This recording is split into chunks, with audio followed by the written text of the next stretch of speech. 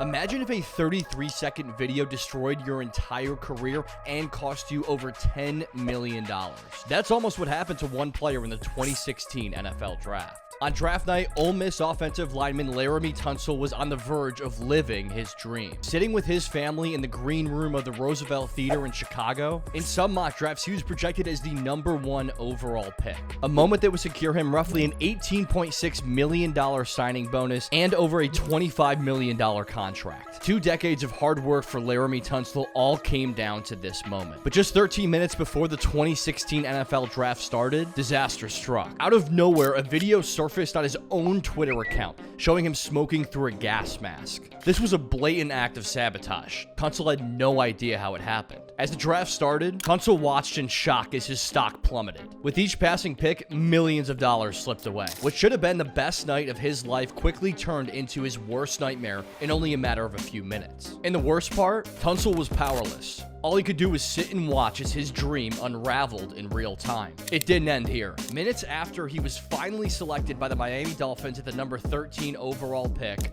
another leak hit. This time, screenshots of him illegally asking for money from the Ole Miss coaching staff to pay bills. The NFL world was buzzing with questions. Who posted the video and leaked these messages on Laremy Tunsil's own accounts? How did they even gain access to Tunsil's social media accounts in the first place? And most importantly, who had the motive to sabotage a college football player moments before what should have been the greatest night of his life? This is the story of the most shocking draft scandal in NFL history. It's deep dives to the pre-NIL era of college football and the lasting impact that it still has today. The difference between the rookie contracts at the quarterback position, #1, and where he was picked at 13, around $15 million.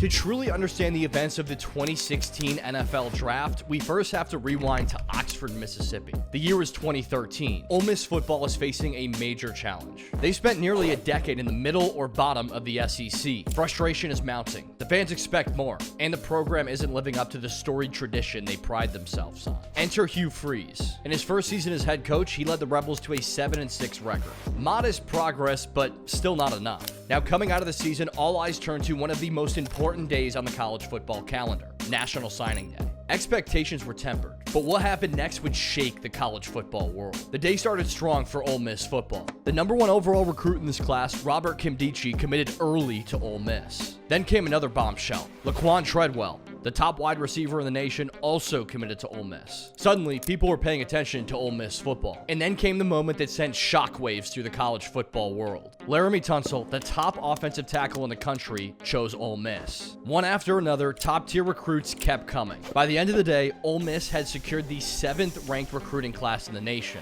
landing more #1 recruits at their position than any other school outside of Alabama and Notre Dame. Just like that, Ole Miss had arrived. They were no longer just some middling SEC team. They were now considered a potential contender in the best conference in the nation. But something just felt off. How did Ole Miss football, a program that hadn't been in serious national contention for years, suddenly land a recruiting class this stacked? 1 5-star signing might make sense. 2, maybe. But this many? It raised some eyebrows. Was there more happening behind the scenes that we didn't know about? Hold that thought, we'll come back to it later in the video. Laremy Tunsil went on to have a decorated career at Ole Miss, earning 2nd-team All-America honors and 1st-team All-SEC recognition in both his sophomore and junior seasons. He was a cornerstone of an Ole Miss program that experienced its most successful season since 2003, finishing 10-3 and capping it off with a Sugar Bowl victory. Ole Miss football was finally relevant again, even flirting with the contender label. But just as quickly as Ole Miss football rose, everything came crashing down in a scandal that no one saw coming. Which brings us back to the 2016 NFL Draft. Laremy Tunsil arrived with his family, doing interviews and prepping for what should have been the greatest night of his life. Some mock drafts had him going #1 overall, but at the minimum, he was projected to be a top 5 to 8 pick.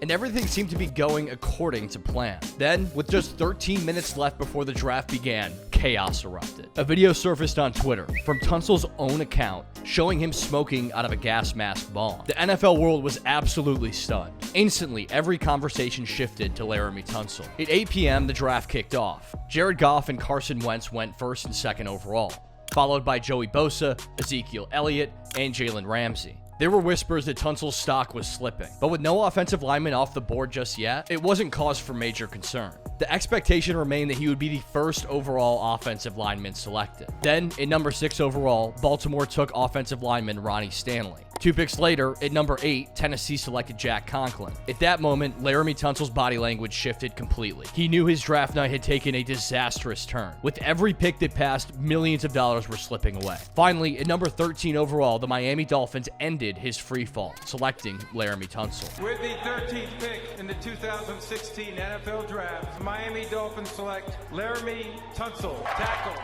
The nightmare appeared to be over, but only for a few minutes. Right as Tunsil's name was called, another bombshell dropped. A screenshot surfaced of a text message between Tunsil and Ole Miss staff, showing him asking for money to help pay some bills in college. In the pre-NIL college football era, what Laremy Tunsil was doing in these text messages was a massive violation of NCAA rules. The spotlight had already been on Tunsil, but now Ole Miss was being dragged into the fire as well. Was it an exchange between you and your coach of money? I had to say yeah. And without hesitation, he came out and admitted it. So who was behind the massive sabotage of Laremy Tunsil on the night of the 2016 NFL Draft? Who had the resources, and more importantly, who had the motive to leak damaging content straight from his own accounts, costing him an estimated $10 to $15 million? There are 2 main theories about who was actually behind these leaks of Laremy Tunsil. The leading suspect early on was Lindsey Miller, Tunsil's stepfather. Miller had a rocky history with Tunsil, including a highly publicized incident in the summer before Tunsil's final season at Ole Miss. That altercation led to Tunsil's arrest on domestic violence charges, though they were later dropped, as well as a 7-game suspension for Laremy Tunsil due to impermissible benefits he received from the university. Many believe that Lindsey Miller had both the motive and the resources to sabotage Laremy Tunsil on what should have been the best night of his life. But as the investigation went on, Lindsey Miller lost more and more credibility. From what I could gather, it seemed like Miller was just more so trying to grind an axe with Laremy Tunsil more than anything else. The second and widely believed theory is that this leak came from a former financial advisor whom Tunsil had fired well before the 2016 NFL Draft. While details on this theory are scarce, it remains the most accepted explanation among NFL insiders and reporters, with many viewing the advisor as the most likely culprit behind the sabotage. Regardless of what happened, there are a few key takeaways from Laremy Tunsil's draft night social media scandal. 1. The NCAA failed miserably at what it claims it stands for, protecting players.